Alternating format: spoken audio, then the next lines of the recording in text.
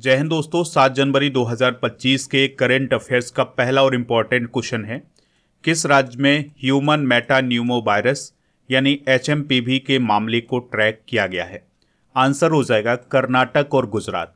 तो कर्नाटक और गुजरात राज्यों में HMPV के मामले पाए गए हैं। तो 6 जनवरी 2025 को 3 केस सामने आए हैं, जिसमें से पहला केस आया है कर्नाटक में। तो कर्नाटक में 8 महीने के बच्चे में HMPV पाया गया है। फिर दूसरा केस भी कर्नाटक में था, जिसमें 3 महीने की बच्ची में HMPV पाया गया है। तीसरा केस था गुजरात में, जिसमें 2 महीने के बच्चे में HMPV पाया गया है। चलिए बात करते हैं HMPV की। तो इसे ह्यूमन मेटा न्यूमो वायरस बोला जाता है। यह चाइना में बड़े स्तर पर फैला हुआ है, लेकिन इसके मामले अब इंडिया में भी पाए जा रहे हैं। दोस्तों, इसके लक्षण कोरोना वायरस की तरह हैं और यह एक RNA वायरस है, यानी कि इसकी उत्पत्ति RNA से हुई है। इस वायरस से संक्रमित होने पर मरीजों में सर्दी और कोविड-19 जैसे लक्षण दिखाई देते हैं। इसका सबसे ज़्यादा असर हो रहा है छोटे बच्चों पर, यानी 2 साल से कम उम्र के जो बच्चे हैं वो सबसे ज़्यादा प्रभावित हो रहे हैं। दोस्तों, HMPV का जो पहला मामला था या पहली बार इसकी पहचान थी वो 2001 में की गई थी। दोस्तों, HMPV को लेकर के केंद्र सरकार के द्वारा कुछ एडवाइजरी जारी की गई है। तो चलिए देख लेते हैं कि केंद्र सरकार ने क्या कहा है। तो केंद्र सरकार ने ये कहा है कि खांसते या छींकते वक्त मुंह और नाक को रुमाल या टिश्यू पेपर से ढक लें। अपने हाथों को लगातार साबुन या सैनिटाइजर से धोएं। भीड़ भाड़ वाले इलाकों से बचें, यानी कि जहाँ पर अधिक भीड़ भाड़ है ऐसे इलाकों से बचना चाहिए। अगर आपको बुखार है, खांसी है, छींक आ रही है तो सार्वजनिक स्थानों से दूर रहें। संक्रमण को कम करने के लिए कमरों में वेंटिलेशन की व्यवस्था करें। अगर आप बीमार हैं तो घर पर रहें और दूसरों से ना मिलें। खूब पानी पिएं और पौष्टिक भोजन करें। तो ये कहा है केंद्र सरकार ने। इसके अलावा दोस्तों, इस एडवाइजरी में ये कहा गया है कि जो टिश्यू पेपर है या जो रुमाल आप इस्तेमाल कर रहे हैं उसका दोबारा इस्तेमाल ना करें। बीमार लोगों के साथ नज़दीकी संपर्क में ना आए। तौलिया आदि का इस्तेमाल ना करें, यानी कि जो बीमार लोग हैं उनकी कपड़े यूज ना करें। बार बार आँख, नाक और मुंह को न छुएं। सार्वजनिक स्थानों पर न थूकें। इसके अलावा चिकित्सक से परामर्श किए बिना खुद से दवा ना लें। तो ये एडवाइजरी जारी की है केंद्र सरकार ने। दोस्तों, HMPV वायरस के संकेत या लक्षण क्या हो सकते हैं? तो इसमें खांसी आती है, बुखार आता है, नाक बहती है और गला खराब होता है, घरघराहट की आवाज़ आती है और सांस की तकलीफ होती है। इसके अलावा इसमें रैसेज भी हो जाते हैं। तो ये सामान्य लक्षण है HMPV वायरस के। दोस्तों, आप इस पूरे लेक्चर को बहुत ही ध्यान से लास्ट तक देखिएगा। लास्ट में आपसे क्वेश्चन पूछा जाएगा, जिसका आंसर आपको कमेंट बॉक्स में बताना है। अगर आप चैनल पर पहली बार आए हैं तो चैनल को सब्सक्राइब कर लें, बेल आइकन भी दबा लें, जिससे आपको समय पर सबसे पहले नोटिफिकेशन मिल सकेगा। जो लोग हमसे नए जुड़ रहे हैं उनके लिए बता दें कि आप स्टडी करके ऐप को इंस्टॉल कर लें। उसमें आप ई बुक वाले सेक्शन पर जाएंगे तो जनवरी से दिसंबर 2024 तक के करेंट अफेयर्स की ई बुक मिल जाएगी, यानी 12 महीने के करेंट अफेयर्स की बुक मिल जाएगी, हिंदी और इंग्लिश दोनों मीडियम में। ठीक है, तो इसको आप वहां से प्राप्त कर लें। मंथली करेंट अफेयर्स की ई बुक भी आपको ई बुक वाले सेक्शन पर मिल जाएगी। अगला क्वेश्चन है, 82वें गोल्डन ग्लोब्स अवार्ड 2025 में बेस्ट फिल्म ड्रामा का अवार्ड किसे मिला है? आंसर हो जाएगा द ब्रूद लिस्ट को। तो द ब्रूड लिस्ट को गोल्डन ग्लोब अवार्ड 2025 में बेस्ट फिल्म ड्रामा का अवार्ड दिया गया है। बात करते हैं गोल्डन ग्लोब अवार्ड की। तो यह अंतर्राष्ट्रीय फिल्म और टेलीविजन के लिए प्रदान किए जाने वाले उत्कृष्ट पुरस्कार हैं और यह अमेरिका में प्रदान किए जाते हैं। पहली बार यह पुरस्कार 1944 में प्रदान किए गए थे और ये पुरस्कार प्रदान किए जाते हैं गोल्डन ग्लोब फाउंडेशन के द्वारा। 2025 के विजेता डिस्कस करते हैं। तो बेस्ट फिल्म ड्रामा का अवार्ड मिला है द ब्रूद लिस्ट को। ड्रामा फिल्मों में बेस्ट एक्टर का अवार्ड मिला है एड्रियन ब्रॉडी को। ड्रामा फिल्मों में बेस्ट एक्ट्रेस का अवार्ड मिला है फर्नांडा टोरेस को। बेस्ट टेलीविज़न सीरीज ड्रामा का अवार्ड मिला है शोगुन को। इसके अलावा बेस्ट टेलीविज़न सीरीज म्यूजिकल या ड्रामा का अवार्ड मिला है हैक्स को। बेस्ट पिक्चर में गैर अंग्रेजी भाषा का अवार्ड मिला है एमेलिया पेरेस को, जो कि स्पेनिश भाषा की पिक्चर है। बेस्ट एनिमेटेड मोशन पिक्चर का अवार्ड मिला है फ्लो को। बेस्ट मोशन पिक्चर म्यूजिकल या कॉमेडी का अवार्ड मिला है एमेलिया पेरेस को। Best actress TV performance drama का अवार्ड मिला है एना सबाई को। Best actor TV performance drama का अवार्ड मिला है हिरोयुकी सनादा को। इसके अलावा दोस्तों आपको याद रखना है कि इस अवार्ड शो में भारत की film all we imagine as light को नॉमिनेशन मिला था, लेकिन इसे कोई अवार्ड नहीं मिला है। दोस्तों इस फिल्म की डायरेक्टर कौन थी? पायल कपाड़िया। अगला क्वेश्चन है, किस देश को पीछे छोड़कर भारत दुनिया में तीसरा सबसे बड़ा मेट्रो रेल नेटवर्क वाला देश बन गया है? आंसर हो जाएगा जापान। तो इंडिया ने जापान को पीछे छोड़ दिया है मेट्रो रेल नेटवर्क के मामले में। तो अब भारत से पहले कौन कौन है? चाइना और अमेरिका, यानी कि सबसे बड़ा मेट्रो रेल नेटवर्क है चाइना के पास, फिर उसके बाद अमेरिका के पास, फिर तीसरे नंबर पर किसके पास है? इंडिया के पास। तो इंडिया के पास 1000 किलोमीटर से अधिक का मेट्रो रेल नेटवर्क है। तो यह 11 राज्यों और 23 शहरों में फैला हुआ है, यानी कि ये जो मेट्रो रेल नेटवर्क है यह भारत के 11 राज्यों और 23 शहरों में फैला हुआ है। अभी हाल ही में पीएम मोदी ने दिल्ली मेट्रो के जनकपुरी और कृष्णा पार्क के 2.8 किलोमीटर लंबे खंड का उद्घाटन किया है। ये मेट्रो रेल का ही नेटवर्क है। इसके अलावा साहिबाबाद और न्यू अशोक नगर के बीच दिल्ली गाजियाबाद मेरठ नमो भारत कॉरिडोर के 13 किलोमीटर लंबे खंड का भी उद्घाटन किया है। कुछ और इम्पोर्टेंट फैक्ट डिस्कस करते हैं। तो भारत में पहली मेट्रो ट्रेन 24 अक्टूबर 1984 को कोलकाता में चली थी। भारत की पहली आधुनिक मेट्रो प्रणाली का उद्घाटन 2002 में दिल्ली में किया गया था।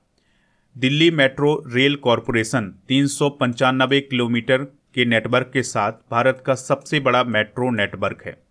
भारत की पहली नदी के नीचे चलने वाली मेट्रो ट्रेन मार्च 2024 में कोलकाता में चालू की गई थी, जो कि हुगली नदी के नीचे चलती है। ठीक है, तो ये फैक्ट आप नोट कर लें। दोस्तों बढ़ते हैं अगले क्वेश्चन की तरफ। तो क्वेश्चन क्या है? US presidential medal of freedom award से सम्मानित होने वाले पहले पुरुष फुटबॉल खिलाड़ी कौन बने हैं?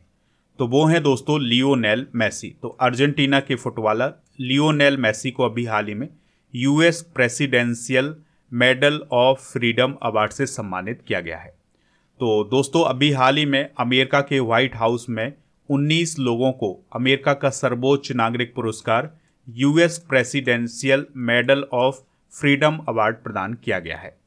तो अर्जेंटीना के फुटबॉल टीम के कप्तान हैं लियोनेल मेसी, तो उनको भी यह सम्मान प्रदान किया गया है। तो इस प्रकार से मेसी इस पुरस्कार को प्राप्त करने वाले पहले पुरुष फुटबॉल खिलाड़ी बन गए हैं। इससे पहले महिला फुटबॉलर मैगन रैपिनो को 2022 में इस सम्मान को प्रदान किया गया था।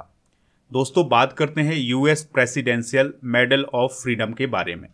तो यह अमेरिका का सर्वोच्च नागरिक पुरस्कार है, यानी कि जिस प्रकार से हमारे देश में भारत रत्न दिया जाता है उसी प्रकार से अमेरिका में US presidential medal of freedom प्रदान किया जाता है। दोस्तों US presidential medal of freedom award 2024 के प्रमुख विजेता डिस्कस करते हैं। तो हिलरी क्लिंटन को यह दिया गया है, जो कि अमेरिका के पूर्व विदेश मंत्री हैं। इसके अलावा जॉर्ज सोरोस को प्रदान किया गया है, यह एक परोपकारी हैं। इसके अलावा डेंजल वाशिंगटन को दिया गया है यह अवार्ड, यह एक एक्टर हैं।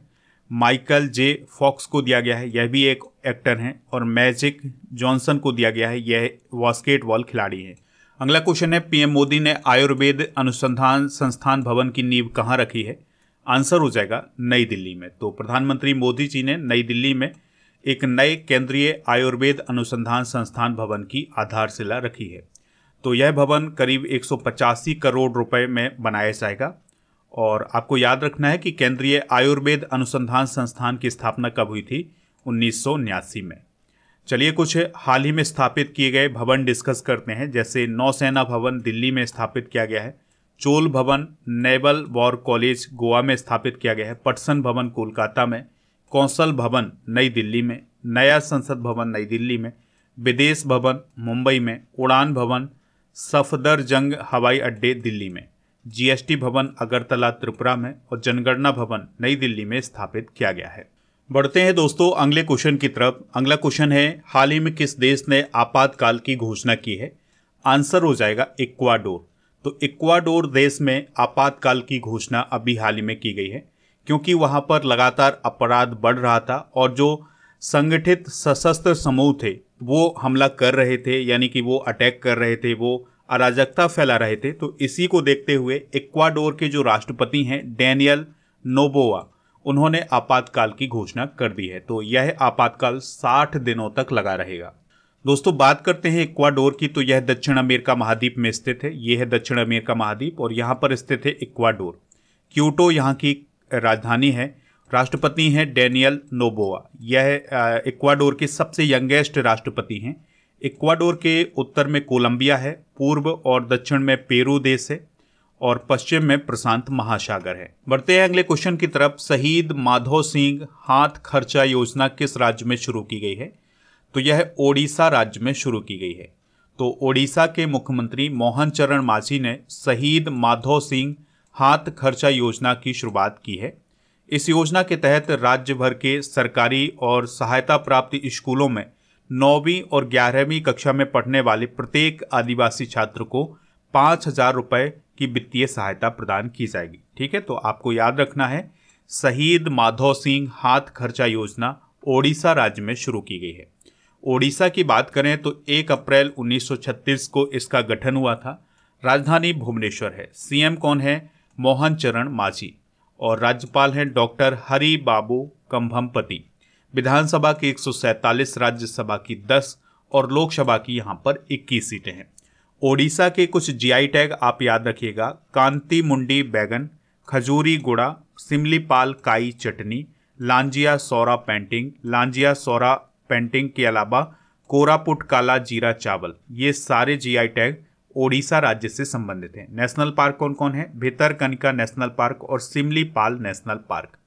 दोस्तों आपको याद रखना है कि प्रवासी भारतीय दिवस सम्मेलन 2025 का आयोजन ओडिशा की राजधानी भुवनेश्वर में किया जाएगा। ठीक है, अगला क्वेश्चन है भारत में किस संस्थान ने पैरासिटामोल दवा विकसित करने के लिए स्वदेशी तकनीक विकसित की है? आंसर हो जाएगा CSIR। तो दोस्तों भारत के CSIR ने पैरासिटामोल दवा बनाने के लिए एक स्वदेशी तकनीक को विकसित किया है। ठीक है, CSIR का मतलब क्या होता है? Council of scientific and industrial research. तो इसी के द्वारा पैरासिटामोल दवा बनाने के लिए स्वदेशी तकनीक को विकसित किया गया है। अगर भारत या CSIR इसको बनाने में कामयाब हो जाता है या ये सफल हो जाती है तो भारत इस दवा को बनाने में आत्मनिर्भर हो जाएगा। पैरासिटामोल के बारे में आपको पता ही होगा कि यह एक दर्द निवारक दवा है। दोस्तों बात करते हैं CSIR की, तो इसकी स्थापना 1942 में की गई थी। यह भारत में रिसर्च को बढ़ावा देने का काम करता है और CSIR के पास 37 राष्ट्रीय प्रयोगशालाओं का एक नेटवर्क है। नई दिल्ली में इसका मुख्यालय है। भारत के जो प्रधानमंत्री होते हैं वो इसके अध्यक्ष होते हैं, यानी वर्तमान में नरेंद्र मोदी जी CSIR के अध्यक्ष हैं। महानिदेशक कौन है? डॉक्टर N कलाई सेल्वी। अगला क्वेश्चन है 15वें एरो इंडिया 2025 का आयोजन कहाँ किया जाएगा? तो इसका आयोजन बेंगलुरु में किया जाएगा। तो दोस्तों जो एरो इंडिया है वह एक प्रकार का एयर शो है जो कि हर 2 साल में आयोजित किया जाता है। तो 2025 में इसका आयोजन किया जाना है और इसका आयोजन किया जाएगा 2025 में वायुसेना स्टेशन एलहंका में, जो कि बेंगलुरु में स्थित है। तो इस बार इसका 15वां संस्करण है और इसका आयोजन 10 से 14 फरवरी 2025 तक किया जाएगा। दोस्तों एरो इंडिया का जो पहला संस्करण था यह 1996 में आयोजित किया गया था। इस एयर शो में भारत और दुनिया भर के जो विमान होते हैं उनका प्रदर्शन किया जाता है। अगला क्वेश्चन है गुरु गोविंद सिंह जी की 358वीं जयंती कब मनाई गई है? आंसर हो जाएगा 6 जनवरी 2025 को। तो गुरु गोविंद सिंह जी का जन्म हुआ था 22 दिसंबर 1666 को बिहार के पटना में। ठीक है, इस बात को आप जरूर नोट करें कि इनका जन्म बिहार के पटना में हुआ था। हिंदू कैलेंडर के अनुसार इनका जन्म हुआ था विक्रम संवत 1723 में और इनका जन्म हुआ था पौष माह के शुक्ल पक्ष की सप्तमी तिथि को। इसलिए दोस्तों पौष माह के शुक्ल पक्ष की जो सप्तमी तिथि होती है उस दिन इनकी जयंती मनाई जाती है। दोस्तों अगर हम बात करें गुरु गोविंद सिंह जी की तो यह सिखों के 9वें गुरु गुरु तेग बहादुर के पुत्र थे और इनकी माता का नाम था गुजरी और पिता का नाम क्या था? गुरु तेग बहादुर। दोस्तों गुरु गोविंद सिंह सिखों के 10वें गुरु थे और अंतिम गुरु थे। ये 11 नवंबर 1675 को 10वें गुरु बने थे। गुरु गोविंद सिंह जी ने खालसा पंथ की स्थापना की थी। दोस्तों गुरु गोविंद सिंह जी ने गुरु ग्रंथ साहब को सिखों का गुरु घोषित किया था और ठीक है, इस बात को आप याद रखिएगा। तो आपसे पूछा जा सकता है कि गुरु ग्रंथ साहिब को सिखों का गुरु किसने घोषित किया था? गुरु गोविंद सिंह ने। तो ये 10वें गुरु थे, अंतिम गुरु थे। फिर इनके बाद गुरु ग्रंथ साहिब को ही सिखों का गुरु माना जाता है। दोस्तों, गुरु गोविंद सिंह जी की मृत्यु हुई थी 42 वर्ष की उम्र में 7 अक्टूबर 1708 को नांदेड़, महाराष्ट्र में। तो ये थे आज के करंट अफेयर्स के क्वेश्चन। चलिए हम कल के करंट अफेयर्स को एक बार रिवाइज कर लेते हैं। भारतीय रेलवे का 69वां मंडल कौन होगा? जम्मू मंडल। वॉर्डर गावस्कर ट्रॉफी को किसने जीता है? ऑस्ट्रेलिया। ग्रामीण भारत महोत्सव 2025 का आयोजन कहाँ किया गया है? नई दिल्ली में। भूकंप के बाद वानुअतु में राहत के लिए भारत सरकार ने कितनी सहायता की घोषणा की है? $5 लाख। डॉक्टर राजगोपाला चिदम्बरम का निधन हो गया है। वह कौन थे? साइंटिस्ट। प्रवासी भारतीय पुरस्कार 2025 कितने व्यक्तियों को प्रदान किए गए हैं? 27 को। सशक्त बेटी और ई दृष्टि परियोजनाओं का शुभारंभ किसने किया है? धर्मेंद्र प्रधान। भारत में कितनी उम्र के बच्चों को सोशल मीडिया पर अकाउंट ओपन करने के लिए माता पिता की मंजूरी जरूरी होगी? 18 वर्ष से कम। इसरो ने स्पाडेक्स मिशन के साथ किसका बीज भेजा था जिसमें अंतरिक्ष में अंकुरण हुआ है? लोबिया। प्रतिभा सतपथी को गंगाधर राष्ट्रीय पुरस्कार से सम्मानित किया जाएगा। उनका संबंध किस राज्य से है? ओडिशा। आज के जनरल नॉलेज के पिटारे में हम कुछ इंपॉर्टेंट जीके के फैक्ट डिस्कस करेंगे। म्यांमार की मुद्रा को क्या कहते हैं? म्यांमार क्यात कहते हैं। एशिया की सबसे बड़ी घाटी कौन सी है? डांग घाटी। विश्व का सबसे बड़ा द्वीप कौन सा है? ग्रीनलैंड। और विश्व के किस द्वीप को विज्ञान को समर्पित महाद्वीप कहा जाता है? अंटार्कटिका। दुनिया में सबसे कम वर्षा कहाँ होती है? अटाकामा। और विश्व में कॉफ़ी का सबसे बड़ा उत्पादक देश कौन है? ब्राज़ील। मृत सागर किन दो देशों के बीच है? जॉर्डन और इजराइल। दुनिया का सबसे बड़ा यूरेनियम उत्पादक देश कौन है? कजाकिस्तान। लंबाई की दृष्टि से विश्व की सबसे लंबी नदी कौन है? नील नदी। गोबी मरुस्थल किस देश में स्थित है? चाइना और मंगोलिया। अगला क्वेश्चन है, रूस की राष्ट्रीय नदी मानी जाने वाली वोल्गा नदी अपना पानी किस जल स्रोत में छोड़ती है? कैस्पियन सागर में। अंतर्राष्ट्रीय न्यायालय का मुख्यालय किस स्थान पर स्थित है? नीदरलैंड के द हैग में। गोल्ड कोस्ट किस देश का प्राचीन नाम था? घाना। हाउस ऑफ कॉमन्स किस देश की संसद है? यूनाइटेड किंगडम की। दोस्तों, अब हम दिसंबर के करंट अफेयर्स को रिवाइज करते हैं। तो आरबीआई के 26वें गवर्नर कौन बने हैं? संजय मल्होत्रा। एसएम कृष्णा किस राज्य के पूर्व सीएम थे जिनका निधन हो गया है? कर्नाटका। 2024 WTA वर्ष की सर्वश्रेष्ठ खिलाड़ी किसे चुना गया है? आर्याना सबालंका को। बीसीसीआई के अंतरिम सचिव कौन बने हैं? देवजीत सैकिया। सुनीत मेहता किस देश में भारत के हाई कमिश्नर बने हैं? फिजी। कलेगनार हस्तशिल्प योजना किस राज्य में शुरू की गई है? तमिलनाडु। INS तुसील किस देश ने बनाया है जिसको भारतीय नौसेना में शामिल किया गया है? रूस। फार्मूला 2 कंस्ट्रक्टर्स चैंपियनशिप किसने जीती है? कुश मैनी ने। वित्तीय धोखाधड़ी के खिलाफ म्यूल हंटर .ai नामक AI टूल किसने लॉन्च किया है? RBI ने। ICC ने किस देश की नेशनल क्रिकेट लीग को बैन कर दिया है? अमेरिका। दोस्तों, कल के करंट अफेयर्स में आपसे ये पूछा गया था कि जो प्रवासी भारतीय दिवस यह कब मनाया जाता है? तो यह 9 जनवरी को मनाया जाता है। तो लगभग सभी लोगों ने इसका आंसर 9 जनवरी बताया हुआ है। दोस्तों, आप हमारे ऐप को इंस्टॉल कर लें। इसका लिंक डिस्क्रिप्शन बॉक्स में दिया गया है। तो यहाँ पर आपको बहुत सारे बैच मिल जाएंगे जो कि आपके एग्जाम में बहुत हेल्प कर सकते हैं। जैसे मैथ फाउंडेशन बैच है, ये बहुत ही इंपॉर्टेंट बैच है। इसमें डेली लाइव क्लासेस हैं और इसके अलावा PDF नोट ये सभी आपको मिल जाएगा। और इसकी जो वैलिडिटी है वो 12 महीने की है। तो इसको आप प्राप्त कर सकते हैं हमारे ऐप पर पेड कोर्स वाले ऑप्शन पर जा करके। GK GS का फाउंडेशन बैच आपको वहाँ मिल जाएगा। SSC foundation batch, railway foundation batch है। इसके अलावा जितने भी स्टेट के एग्ज़ाम होते हैं उनके लिए भी बैच आपको वहाँ पर मिल जाएंगे।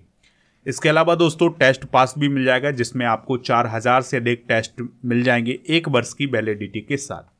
दोस्तों, आज का क्वेश्चन है आपके लिए, गोल्डन ग्लोब अवार्ड किस देश में दिए जाते हैं? जो भी इसका राइट आंसर हो कमेंट बॉक्स में जरूर बताएं। ऐप पर आपको टेस्ट सीरीज वाले ऑप्शन पर डेली करंट अफेयर्स का टेस्ट मिल जाएगा। इसके अलावा मॉक टेस्ट भी मिल जाएगा। ई-बुक वाले सेक्शन पर आपको GK और करंट अफेयर्स की ई-बुक मिल जाएगी। आप हमारे व्हाट्सएप चैनल और इंस्टाग्राम पेज को फॉलो कर लें। सभी का लिंक डिस्क्रिप्शन बॉक्स में दिया गया है।